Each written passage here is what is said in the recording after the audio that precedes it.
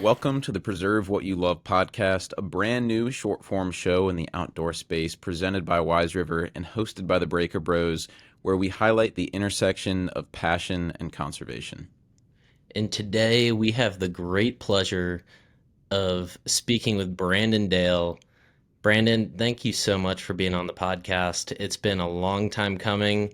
I know we've been stalking you on Instagram for a couple of years now, and now that we have the opportunity to interview you, this is kind of the perfect moment for us to finally meet face to face behind a computer screen.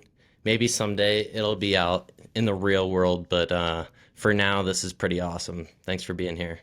Yeah, thank you. And it's definitely feeling is mutual. I mean, I feel like the world has been stalking the Breaker Bros with all of the amazing films coming out. So I think the feeling is mutual on a grander scale. So it's really great to officially meet both of you guys too. I'm glad to be here. Awesome. Well, to get things started, do you mind introducing yourself and giving us a short history of Brandon Dale? Yeah, so I guess within the outdoor world, so I'm from Louisiana originally, born and raised in Mississippi, sort of like southern roots through and through, and then moved up to New England for college, and lived in Rhode Island for 4 years, and then the Cape for a year, and then now I've been in New York City for the past five, where I'm a medical student and a PhD student, so pursuing my like MD PhD dual degree at the Icahn School of Medicine. And so, yeah, everyone, I always say that, and everyone's like, how though? Because, like, on the side, I also really love hunting, fishing, and like recreating outdoors, and I'm a full-time conservationist, and I joke, a part-time PhD student. But I do think it's cool because you have a lot of flexibility, I think, within higher education training, and if you have like a good boss or PI who like supports that, like it's pretty flexible. So within the hunting, fishing world. I'm on the board for New York Backcountry Hunters and Anglers, which is a big public land and sort of like conservation group to basically protect public land and access for anglers and hunters. And then I'm also on the board for New York City Trout Unlimited, where I've been basically involved with a lot of like the DEI and sort of like recruitment and like engaging like younger fly fishermen and fly fisher women and people in general. And then I'm also the ambassador for Hunters of Color, which is a relatively newer organization, but basically I'm the New York ambassador, so I coordinate mentored hunts to basically teach people of color how to hunt and sort of like become the next wave of like hunter conservationists. And so throughout all of like those roles, I think my big thing is that like I really care about getting new people out into the woods, and like that's a big part of why and how like I kind of came to this. Like I grew up hunting and fishing with my like uncles and grandparents and all the stuff. But even when I like went to college, I like continued to do those things. But I was always like the only person of color. I was also like the only young person in a lot of circles most times. I'm sure you all can recognize, especially in fly fishing. And I think that like I think when I came to New York, I was kind of like still doing the same thing on my own, but then I met a community of people who were really cool, and I think then sort of just really got jazzed up about like getting more people out, and especially people who live in like big cities and who don't normally think of themselves as being outdoorsy people. And yeah, it's been awesome. And I think on the side, like I do fish and hunt a ridiculous amount. um, yeah, so happy to talk about any and all bits and pieces. But yeah, Yeah, I just want to start off by saying it's people like you that inspire me so much, Brandon, because I think I'll think I'm doing a lot, and I feel like I'm like running out of time. Like I don't have time to do certain things, or I feel like I don't get out and fish enough. And then there's always people like you in this industry that are doing everything you're doing, and I'm like, wait a second, like I need to stop complaining. I can find a way to squeeze something in because Brandon's pursuing his PhD and hunting, and he's a conservationist, and he's leading change with the EIJ, and he's you fishing, and so it's pretty amazing that you're able to do all that. So I think let's kick this off with the first of the four, I guess, questions that we're asking everyone, and that's a very difficult one to kickstart this, and that's if you were forced to choose one outdoor activity, and I know that's tough as you were just talking about hunting and fishing together. Um, what would you choose and why? so I've actually thought about this question long and hard because I think it's grossly unfair, number one. But number two, it's because I think I've devised a relatively allowable cop out that basically lets me get by saying uh, introducing new people to basically like active recreation and active engagement with nature. So my piece would be I like to actively engage with nature, which I think encompasses hunting and fishing. Because honestly, it's like it's very hard to wrap like a distinction around like sight fishing like a 19-inch brown trout that's like sipping like little tricos at like 4 in the morning or 5:30 when the sun's like hardly up and you just hear the take versus like also trying to like call in a turkey from like 200 yards and like get it to come like 5 yards to you, but it's so close that if you move it's gonna like flush out and you leave. And like those two instances are like like making a stalk on an elk. um it's like they're the same. I think the big part for me is that like it's that connection that I think is like so like that's I think what ties everything to it. It's like, and that's also like why fly fishing for me is like so much of something that is like so much more of an intimate connection with nature and like with the animals that we're like there to like engage with. And so I think it really is like between hunting and fishing, it's really just like animal engagement and like engagement in a very deep and like sort of like really like it is like primordial, and it's also just like it's humanistic, right? It's like our instincts. I think that part of it is like totally something that I could never separate. So that's my answer to an impossible question. Would be both vis-a-vis though nature engagement. Yeah. All right, we can take that. We'll let it slide. Um, You guys are like, you, dang, I got stumped. you did mention, so you just described kind of like what hits you deeply and why do you hunt and fish and why do you interact with nature? But we know that a big part of what you do is introducing others to those things as well. Can you dive into that relationship?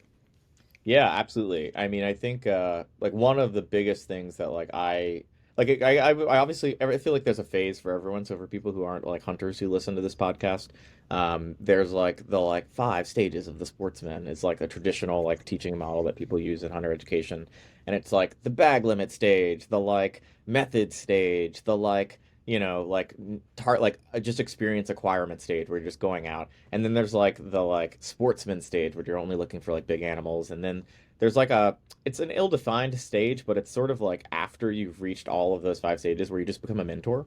And you really just like get enjoyment from seeing other people enter into that process, because it's like in doing so you get to kind of assure that you are like in a very real and tangible way like guaranteeing that like this is around for like the next generation to continue to do that. And it's also like these are the people who are hopefully going to be the next conservationists who are like going to like do cleanups and tree plantings and like go and lobby and like advocate for like good policies that like protect this environment. And so for me, as much as I ardently love to fish and hunt alone, I think it's more important. And I just realized like this, like I could selfishly hunt and fish forever. But like at the same time, I'm like the value I think that like I would get it's pretty short-sighted. And I think one thing that like I really appreciated from like my family and like my mentors who taught me how to hunt and fish was that they were always paying it forward. And so I think that was one of the big things that like has always been a draw to me. And so it's been really great to like now work with like our Department of Environmental Conservation to like get more people who live in cities to like think about and really like in a meaningful way like engage with nature, because I think it is different, I think, than like hiking or like sort of like passively walking through an area versus like actively like, targeting a fish that's rising that you're trying to like catch, or like thinking about an animal that you're trying to like hunt and eat and consume and then like take and like like off the landscape. And then like what does that mean, because like now you're like responsible to like make sure that this place stays around so that way like other generations can come and do this in like an equitable and sort of sustainable way. And so yeah, basically like for me it's like obviously I love to hunt and fish as myself, but I think it's like it's impossible to like pull that apart from the like desire. And I think like I do think it's like our charge as outdoorsmen and women, and then people in general, to like have that desire to give back, to like pass it along to the next generation, because otherwise it's like just serving us, which is just not like how I like to operate sort of in the world. So yeah, they're like inextricably tied. That's beautiful. And I have a question that you kind of just answered in a way. But before this, you mentioned that growing up, you were, one of the only people of color in a lot of spaces, when you're doing these outdoor rec activities. And I guess my question is, over the years, have you seen a positive change in the outdoor industry? Because it's, I mean, it's no secret that, almost every industry within the outdoor space has severely lacked at, including people of color. And so, my question, I guess, is have you seen positive change? And then going off of that, how important is it to you or to all of us that we do make sure that changes and we kind of find a way to inspire everyone to get out and find their own unique ways of connecting with nature? Yeah, that's a great question. So I think there definitely has been a huge improvement, I'd say, within like the industry across the board.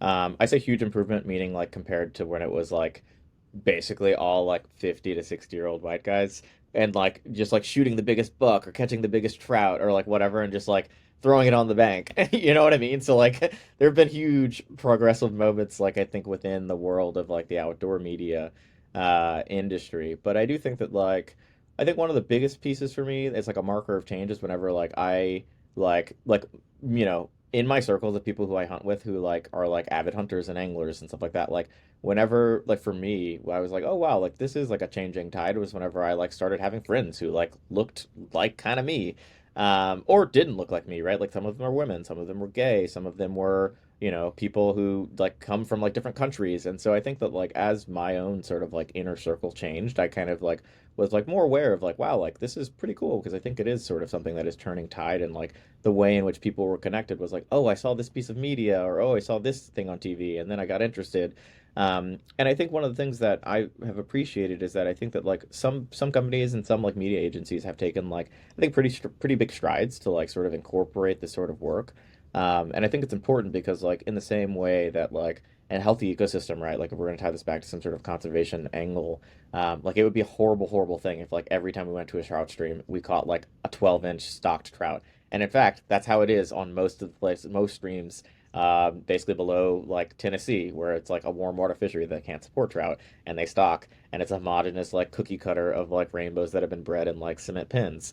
But even here in New England, like where there are wild trout streams, it'd be pretty sad to like only have this one type of fish that like has this one like, okay, I'm gonna throw a squirmy wormy and it's gonna take this and I just know it's a thing.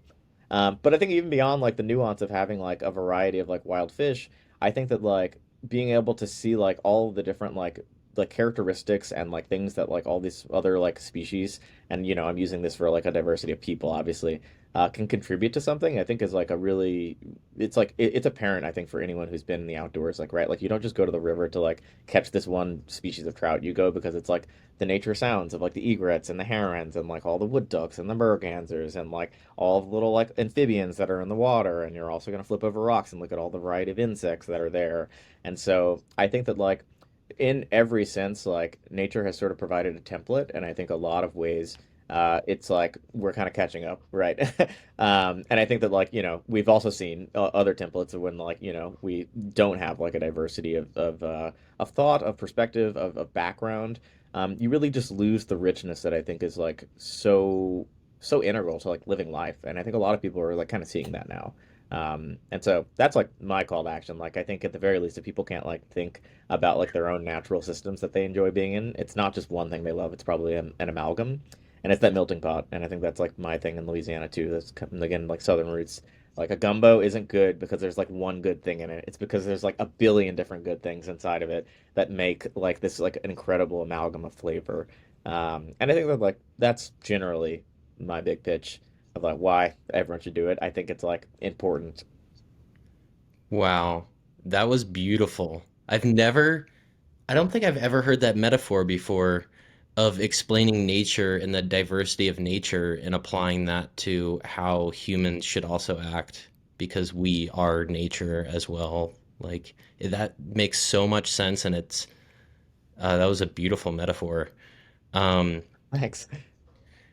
so, Yeah, um, I don't know how I've never heard about that before, but you'd think that's an easy connection for everyone to make. Biodiversity, I mean, it's a same word, but yeah, that's an amazing answer. um, yeah, and especially as it pertains to us interacting with nature, like that just makes sense.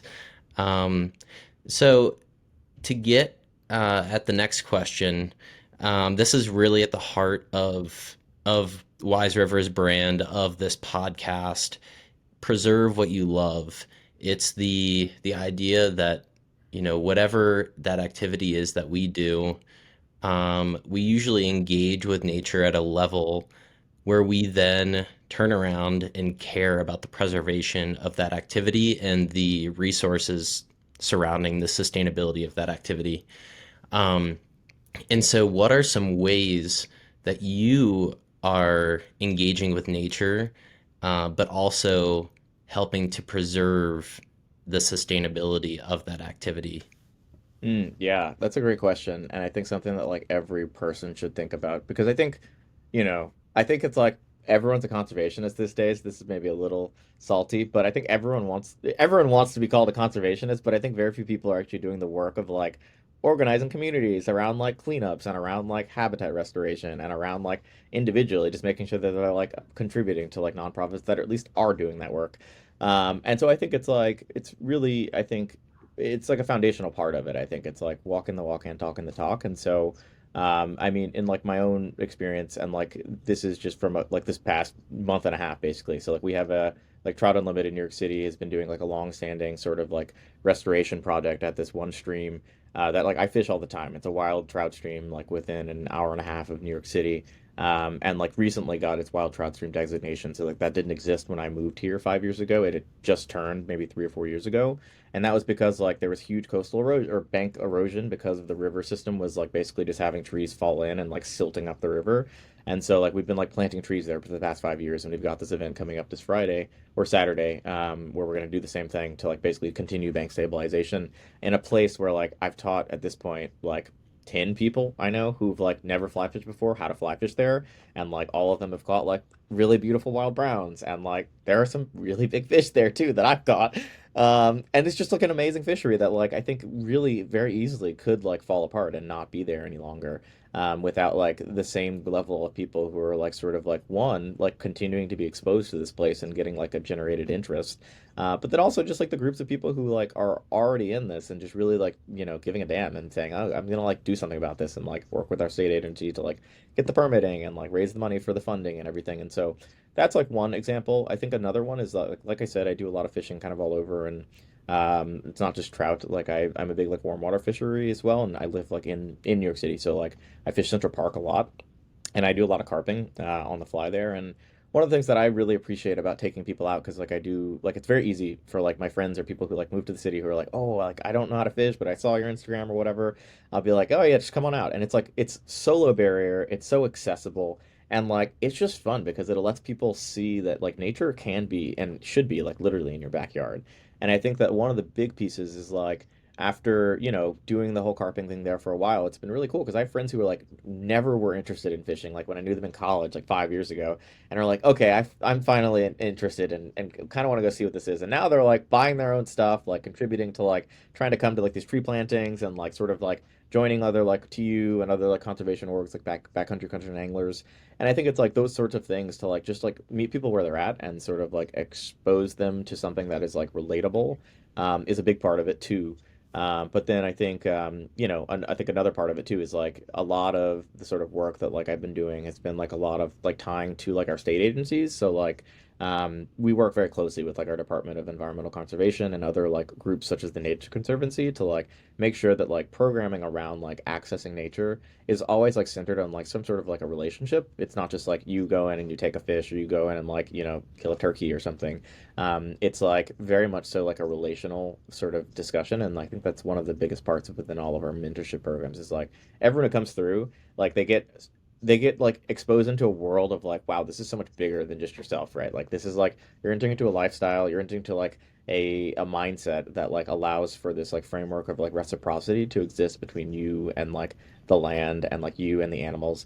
And I think that like it's cool to be able to meet people where they are, whether that's in New York City or like like a wild trout stream or like in the duck marsh. Like we built like wood duck boxes at Filson like a couple of weeks ago, and we're gonna install them basically at this like place that like a couple of my buddies and I have hunted, and like it's like got meh, okay, like wood duck habitat, but like that's the exact point. It's like now we get to go and install these marsh boxes, bring new people out who were like they're building the boxes with us who have never been in marshes, and like kind of see like, oh yeah, like there are not good nesting trees for wood ducks. Like this is why they're like easily preyed on, and like this is why these boxes are important. And like in 5 years, or even in a year, like after they like go through a nesting cycle, like the population of wood ducks are going to rebound there, which is like a pretty real and tangible thing to see. And so I think a lot of this is just like grounding it and grounding like whatever experiences and sort of like dirt truths of like whatever is happening around you for people so they can see it like locally happening. And so that's sort of how I think about it. I'm like very action oriented though, so I know everyone's obviously not that's not everyone's MO, but I think whatever way that takes form for you, if you're like more into like sort of going to the lobby and like do canvassing and like writing letters, that's cool too. Or even just producing media that like highlights these sorts of things. I think it's cool as well. It takes all types and all types of angles, but I think my MO is action. So Yeah, that's seriously impressive, and I think a lot of people underestimate the power of introducing individuals to outdoor activities.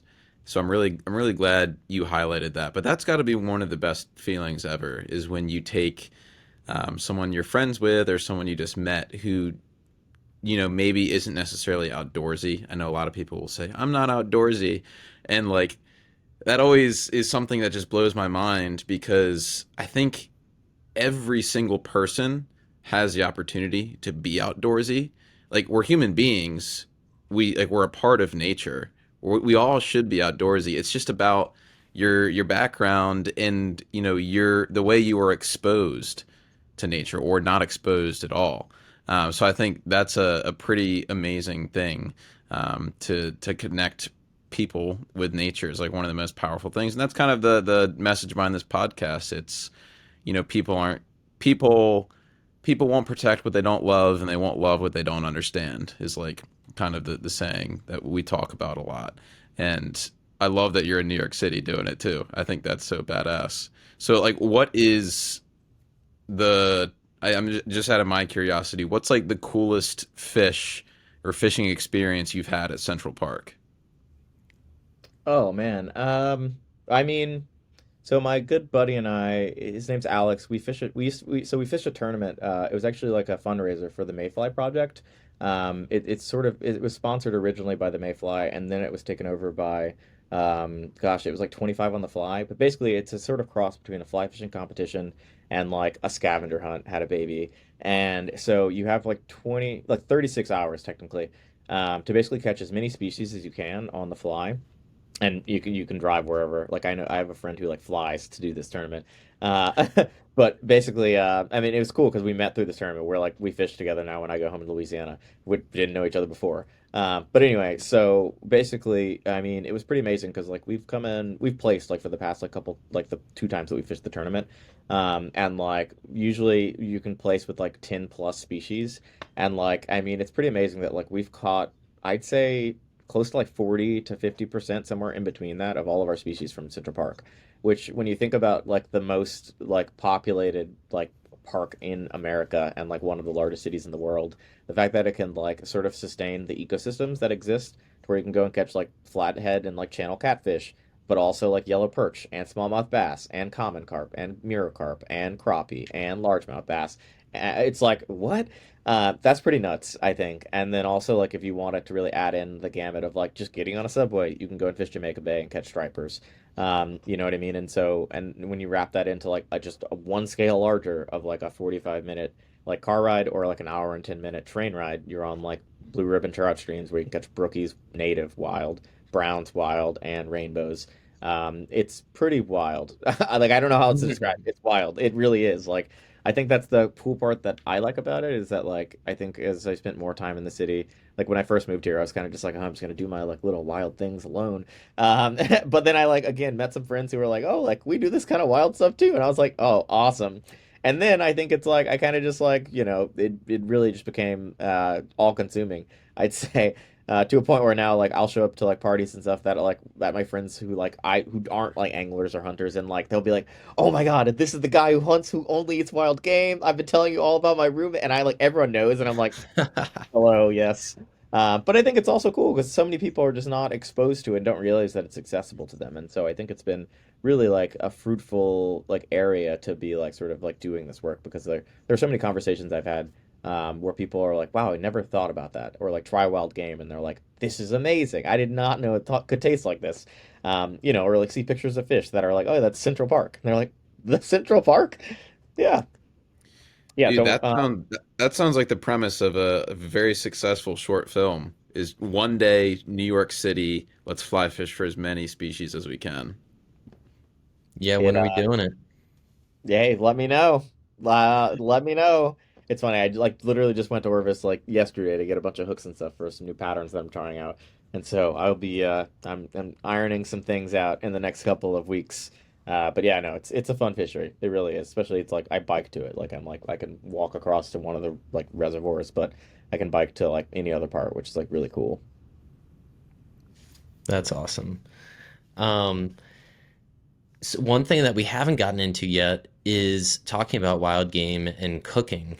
What is the greatest dish you've ever created with wild game?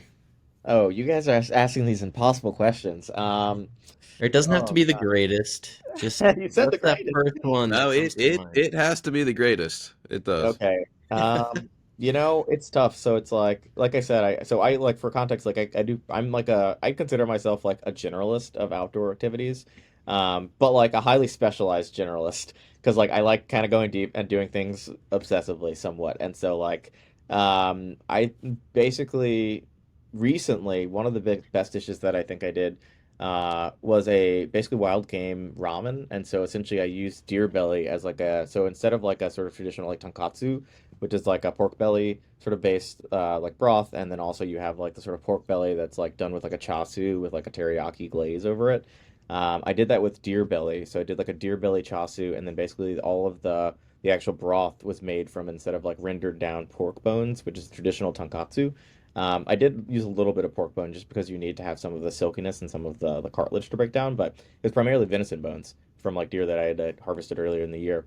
And so that was really, really delicious and something that I was like really, really pumped about because it incorporated a lot of different elements of like of venison that I've not used regularly. But then also I added in for like a little bit more like umami flavor. There's like a certain type of like basically huge distinction between like ducks, so like dabbling ducks versus diving ducks. People generally say that diving ducks are too fishy and they don't taste good, so people don't like eat diving ducks, generally speaking.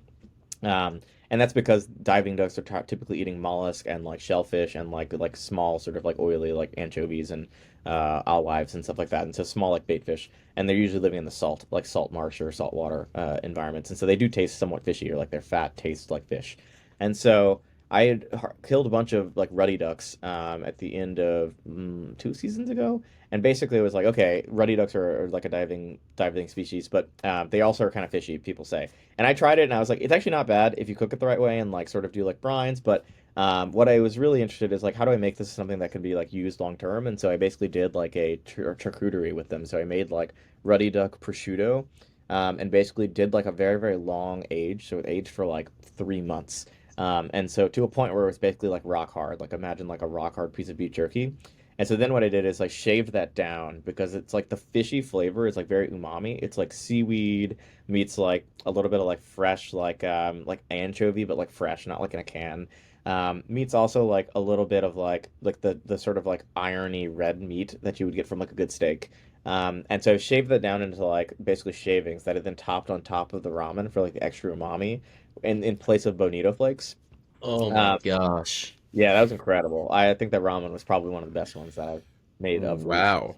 recent outings. But So yeah, I love food. I like write for Harvesting Nature and a couple other like wild game magazines and stuff. And so yeah, so we need big to food. add chef to the bio too. No, no, no, no, no. I I not think a we profession, do. but a passion. All right. All right. Well, that sounds spectacular. I do have one last question I'd want to ask before we get back on track with the last two kind of structured questions. And I asked our last guest, Chris Pandolfi, this question, or a similar question for fly fishing. But I wanted to kind of get your opinion from a hunting perspective.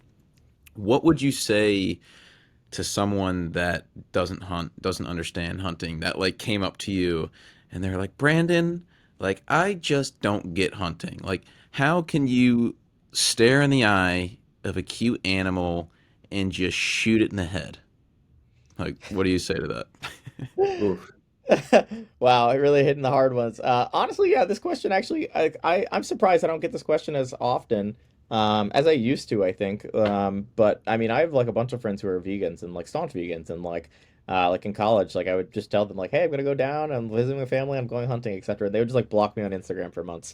But then I'd be like, oh, it's fine. But no, no, no. So get back to the question. I think that like one of the biggest things, and I draw this parallel between vegans because I think similarly hunters and vegans are very aligned, I'd say, in a lot of ways. And one of the ways that I see it most clearly is that they both choose to be parts of their food web. And I think a lot of people, when you really get down to it, don't really think much about the act of something dying before it getting on their plate if you eat meat.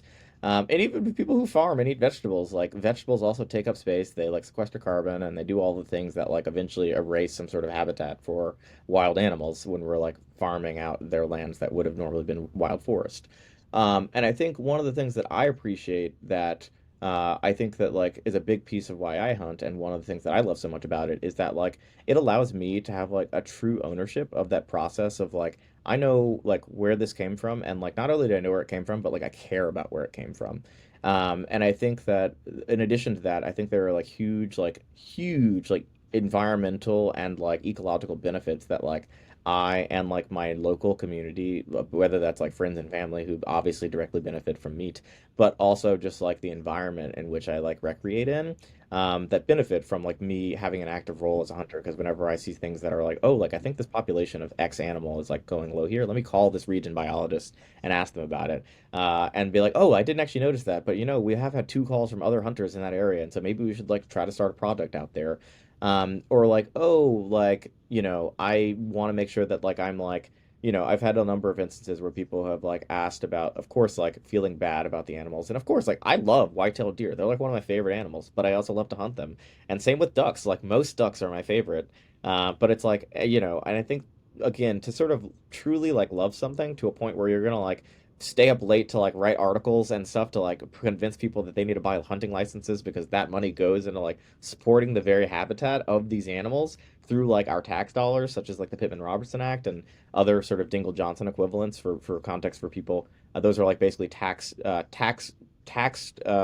credits that are placed on companies for fishing and hunting equipment. That basically it's passed down to the buyer, but basically any company that manufactures fishing or hunting gear, or when you buy a license, a subset of that goes directly back towards like funding your wildlife biologists, funding like conservation projects, your like conservation advisory fund boards, etc. And so I think there's a huge financial incentive, obviously, to get more people who hunt and fish because it's like none of those people who like buy like backpacks or hiking boots and pay the same tax and pay in the same like ways that like contribute back to the environment. But I think even deeper than that, like I think for most people who are opposed to hunting, it's because like they don't really see like the value in it. And I think once you just explain that like there are huge tangible benefits to being like deeply connected to your food system, to having like a real, I think, sense of like ownership of place and space. And I think like that respect that again is like reciprocal with like, look, I like killed this animal and then harvested its meat. And like I did like all like, you know, this one turkey you just see as a turkey sandwich. That if I were to harvest it as a wild turkey is like a month of like no sleep, waking up at 2 in the morning, like infinite resources to like get this one opportunity, and like all the practice to like get this bird to like come into range to then like make an ethical shot, kill it, and then like bring all the meat back, clean it, process it, and then like share it with people. I think is like it just doesn't happen with regular food because people don't have the same value for it. And so I think my thing is like I don't think anyone who I've ever interfaced with who thinks hunting is wrong or bad can ever really disagree with the fact that like I think hunters, and not all hunters of course, and that's like hopefully a changing thing, and I think it is changing, but I think more hunters and more anglers are conservation minded and are thinking about like what can they do to sort of make sure that like every kind of like thing that they do in the wild is like reciprocal, right? So like you take an animal, like you're also making sure that you're like invested in that place's like long-term survival and like sort of conservation of the species that are there. And I just you don't see that from people who aren't actively engaged in those spaces. Like why would they care about like this random parcel of like 150 acres up in Westchester County when they're like I've like never been there or seen there or know even what that is. And so I think like connection to food, the like direct impact that you can have as an angler or hunter to like really impact like your local community and like the local conservation is big. But I think also like there is, I think just like a such a it's human, I'd say, like, right, we wouldn't be here as humans if like we weren't able to like hunt and hunt and gather and like harvest things. And I think that like for me, that's like a hugely valuable piece to really be able to like recenter. Because I think there's so much communion around that with like people, and like once you bring someone out who's never hunted or fished and they experience that, it's like they enter into like a new version of themselves that I think is like really hard to change back into. And I think that like that transformation is hard for people who never have experienced it or been on it. But I feel like most people who are even against hunting, like after explaining that, they generally can get like, look, this is something way bigger than I thought. Whoa. And like that's cool. And most times it's like it's really hard to go off the deep end. But I think we started as hunters, and like I think that like one of the big parts of it is like that obviously will change for everyone, and like fishing I think is a direct relation to that. And I think, to hunt is to be connected. And I think the big part, and I'll end with this, is that like it moves, like hunting and angling moves your role as like nature observer to like someone who is actually part of nature, right? Like you're like fulfilling a role that like no one who doesn't fish or hunt really ever experiences. Because like you're not ever really able to enter into the process of like you are part of nature now. Like this fish is trying to evade you. This turkey is trying to evade you. This deer is trying to evade you. Like in every other context, you're like, oh, I just see it running away. That's great. And I think it's like that observational perspective is important, and I think it is great for people to be as a first step. But I think that like really actively engaging in like that part and becoming part of nature is like really what makes you like deeply care about it. Because it's not just like you caring about some esoteric thing. It's about you caring like your own preservation, right? Like in that sense. And so I think the full circle piece is like really important to that. Wow. That answer actually evolved into answering really our final question, which was the why. Why should people care? And I think you perfectly outlined that. I do want to give you one last opportunity to make any closing statements about why you do what you do, and maybe even we got pretty niche with hunting there, but broaden it out to just generally, interacting with nature. Why do people? Why is it good for people to care about this? Yeah, sorry, that was very niche in the hunting world. But I mean, obviously, like I love to fish and all of that stuff as well. Like I'm fishing tomorrow. I fished yesterday. But anyway, I think the big part that like I really care about and that I like really jazzes me up and like whenever, I'm like doing things to like get people outdoors, I think one of the big parts is that like that transformation of people to see that like this like lifestyle, someone who like hunts or fishes or is like a fly angler or any sort of angler, doesn't really matter. Um, I think for me, it's like it allows people to like really tap into a part of themselves that I don't think many people in like our modern day society do. And I think that's like a huge loss. And I think that's something that's coming back because people are realizing like there's only so much value you can have like in your phone screen. And I think that like in a lot of ways, people are realizing that like happiness is found in communities, happiness is found in partnerships, happiness is found in like fulfillment out of activities that like require effort and work. And like I think all of those things are encompassed so beautifully in the act of like hunting and angling. And I think that for me it's been really cool to sort of take that framework and like expand it out to people who are typically marginalized, who never really thought of themselves as being in this space or never really saw themselves represented here. And so I think throughout like all of my work of like mentoring like people of color and like just folks who like didn't normally have a space for them in like the fishing hunting world, has been really awesome to see the transformation. Because I think it's like every time I meet someone who like I didn't know like a month ago, who's like I just saw this and like this is just so enthralling to me, and I'm like wow, like I don't even know how we found each other, but this is amazing that you like found me and we're like now connected over this thing that like people were connecting over for like all of eternity, right? Like there are cave paintings talking about like the big fish or the thing that someone hunted. And I think that that's like a testament, like that's a byline, right? It's a through line that really cuts to the core of humanity. And I think for me, that's the greatest part of it is that like I feel like, in the process of like sort of building community and like building this like network of people who are like changing the face of like angling and hunting.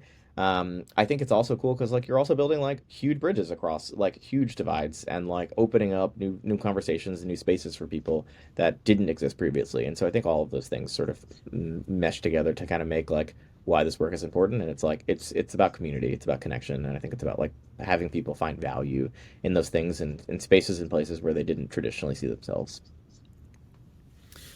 Wow. Well, Brandon, can't think of a better person than yourself as an individual that represents the concept of preserving what you love. So thank you so much for being a guest on this podcast. And I guess just to end things off here, are there, social media tags, handles, websites you want to tag? Like, how should people reach you that are Oh interested yeah. in contacting you? Yeah. So I'm very active on Instagram. People can follow me there at bdale13. I'm also on the Hunters of Color Instagram, so it's at Hunters of Color. You can follow them. Definitely support the work there. You can follow at Backcountry Hunters, which is the Backcountry Hunters and Anglers. But specifically for New York, that's the one that I'm on the board for. That's New York Backcountry, or New York BHA on Instagram. And then, yeah, my email is brandon at huntersofcolor.org. So you can get me there anytime. But yeah, definitely reach out, or just follow along if you have any questions or suggestions. And yeah, it's going to be cool. We have a lot of good events coming up this year. Really excited about the next cohort of like fishing, like mentorship stuff that we've got going on this summer. And yeah, soon enough, I think I will be probably doing some guiding for Central Park carps. So if people are interested in That getting is out to Central awesome. Park, come and give me a follow and we can talk. So I cool. will see you there. That sounds awesome. All Yeah. right. Well, Thank you so much, yeah. Brandon. We'll meet you in Central Park next time for some carp fishing and then a great meal afterwards. How do- Okay, I think that sounds like the plan. perfect. Yeah, Perfect. aka you're doing all the work is what Andy's saying there. No, Uh, Eric and I can pull our own weight. We can help out as long as we're not eating the carp. We No, yeah, gotta if settle on no, that. if no, you're no. serving a side, maybe Andrew could toast some bread, something like that. I do think I need You some could, water boiled. If one of you can handle that. Oh, we've got that on lock. Andy's not allowed to touch the stove, but I got that. So, That's too all right. funny. Well, thank you everyone for watching. We really appreciate it, and see you in the next one.